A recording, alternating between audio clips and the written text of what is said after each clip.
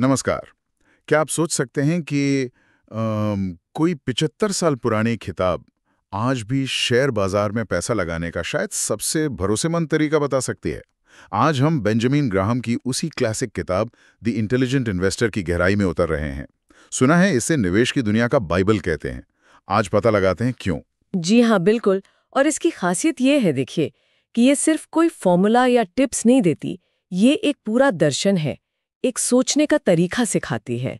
Graham का जोर इस बात पर था कि आप बाजार के रोज के शोर शराबे और अपनी भावनाओं से कैसे ऊपर उठें, तर्क के आधार पर फैसले लें। सही कहा। तो चलिए इस ज्ञान के सागर से कुछ खास मोती निकालते हैं। सबसे पहली चीज जो अक्सर लोगों को कंफ्यूज करती है, निवेश करना और सट्टेबाजी। मतलब पैसा तो दोनों में लगता है। ग्राहम इसमें क्या फर्क बताते हैं? कई लोग तो बस शेयर खरीदने को ही निवेश समझ लेते हैं। देखिए, ग्राहम यहाँ बिल्कुल साफ लकीर खींचते हैं, बहुत स्पष्ट है वो। उनके लिए निवेश एक ऐसा ऑपरेशन है जो गहन विश्लेषण के बाद, ध्यान दीजिएगा, गहन विश्लेषण के बाद मूलधन की सुरक्षा और संतोषजनक रिटर्न का वादा करता है।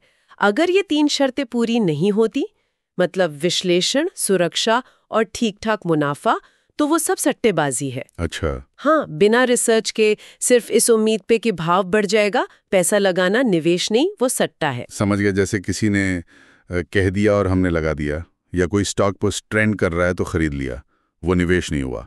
ये विश्लेषण वाली बात बहुत अहम है। बिल्कुल अहम।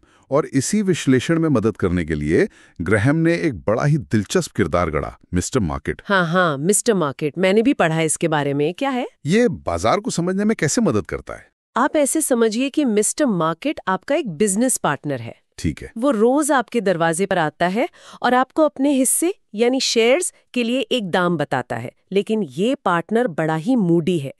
कभी तो वो हद से ज्यादा खुश और आशावादी होता है, तो बहुत ऊंचा दाम मांगता है। और कभी कभी वो बिल्कुल डरा हुआ होता है और बहुत ही सस्ते में औने पौने दाम पर अपना हिस्सा बेचने को तैयार हो जाता है। बाप रे।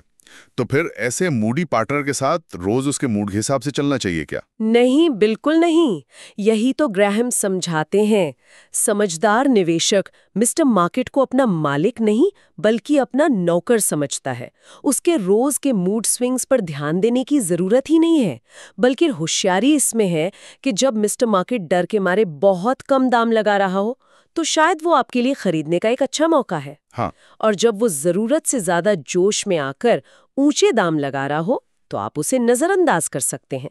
मतलब आपको उसकी कीमतों का फायदा उठाना है, न कि उसके मूड का शिकार बनना है। ये बात हुई।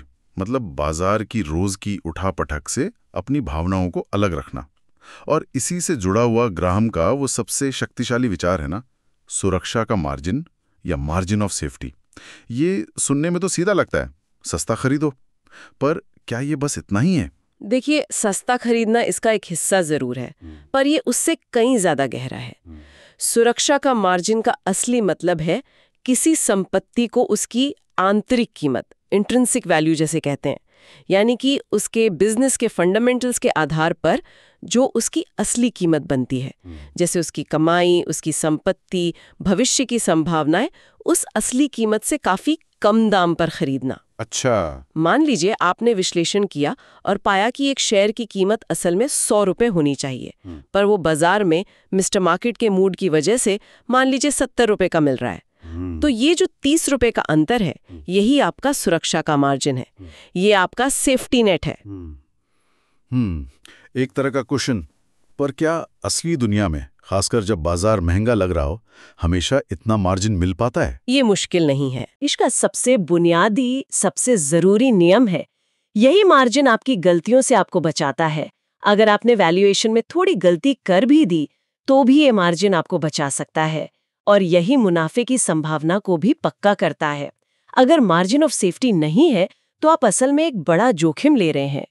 ये सिर्फ तकनीक नहीं, ये निवेश की नींव है। सही है। और इन सब तकनीकों को, इन सिद्धांतों को अमल में लाने के लिए शायद सबसे बड़ी चुनौती बाहर नहीं, हमारे अंदर ही होती है। आपने बिल्कुल सही पकड़ा। सबसे बड़ा संघर्ष अपनी भावनाओं पर काबू पाना है। खास तौर पर 2 भावनाएं, लालच और डर। जब बाजार तेजी से ऊपर जाता है तो हमें फोमो होता है, फियर ऑफ मिसिंग आउट, यानी लालच कि कहीं हम पीछे न रह जाएं। और जब बाजार गिरता है तो डर लगता है कि कहीं सब डूब ना जाए, तो हम सब बेचकर भागना चाहते हैं। उसे अपने मिजाज पर, अपने स्वभाव पर नियंत्रण रखना सीखना ही होगा। इसीलिए शायद उन्होंने कहा था कि बाजार छोटी अवधि में, शॉर्ट टर्म में, एक वोटिंग मशीन की तरह है, जो बस पॉपुलैरिटी पर चलता है। बिल्कुल। जो मशहूर है, जो चलन में है, वो ऊपर जाता है। लेकिन लंबी अवधि में, लॉन्ग टर्म में, वो एक विंग मशीन बन जाता है, यानी तोलने वाली मशीन, जो आखिरकार कंपनी की असली कीमत, उसकी असल वजन को पहचान ही लेता है और उसी हिसाब से कीमत तय करता है। इसीलिए धैर्य और अनुशासन ये निवेशक के सबसे जरूरी गुण हैं। भावनाओं में बहकर लिए गए फैसले अक्सर ज्यादातर गलत ही साबित होते हैं। तो अगर हम सार निकालें तो द इंटेलिजेंट इन्वेस्टर कोई जल्दी अमीर बनने की स्कीम नहीं बताती, बल्कि ये एक सोच, एक मानसिकता विकसित करने में मदद करती है, एक समझदार, अनुशासित और धैर्यवान निवेशक बनने की। विश्लेषण करना, सुरक्षा का मार्जिन रखना और अपनी भावनाओं पर काबू रखना, लगता है यही सफलता की कुंजी है। बिल्कुल सही कहा। और श्रोताओं के लिए एक छोटा सा विचार छोड़ जाते हैं। जरा सोचिए, ग्राहम के ये सिद्धांत, किसी चीज की असली कीमत पहचानना, भावनाओं को काबू में रखना और हमेशा एक सुरक्षा का दायरा लेकर चलना, क्या ये सिर्फ शेयर बाजार तक ही सीमित है, या फिर हम इन्हें अपनी जिंदगी के दूसरे बड़े फैसलों में भी इस्तेमाल कर सकते हैं, जैसे करियर चुनना, कोई बड़ी खरीदारी करना, यहाँ तक कि रिश्तों को समझना? सोचने वाली बात है। बहुत खूब। इस बेहतरीन और ज्ञानवर्धक चर्चा के लिए आपका बहुत बहुत धन्यवाद। मुझे भी मजा आया। उम्मीद है बेंजामिन ग्रैहम के ये विचार हमारे श्रोताओं को भी सोचने पर मजबूर करेंगे और उनके काम आएंगे। और अगर आपको भी ये चर्चा फायदेमंद और दिलचस्प लगी तो इसे अपने दोस्तों, परिवार के साथ जरूर साझा करें। इस पॉडकास्ट को पसंद करें और हाँ, हमें सब्सक्राइब करना ना भूलें, ताकि आप भविष्य में आने वाली ऐसी गहरी चर्चाओं से चूक ना जाएं। अगली बार फिर मिलेंगे एक नए विषय के साथ। नमस्कार।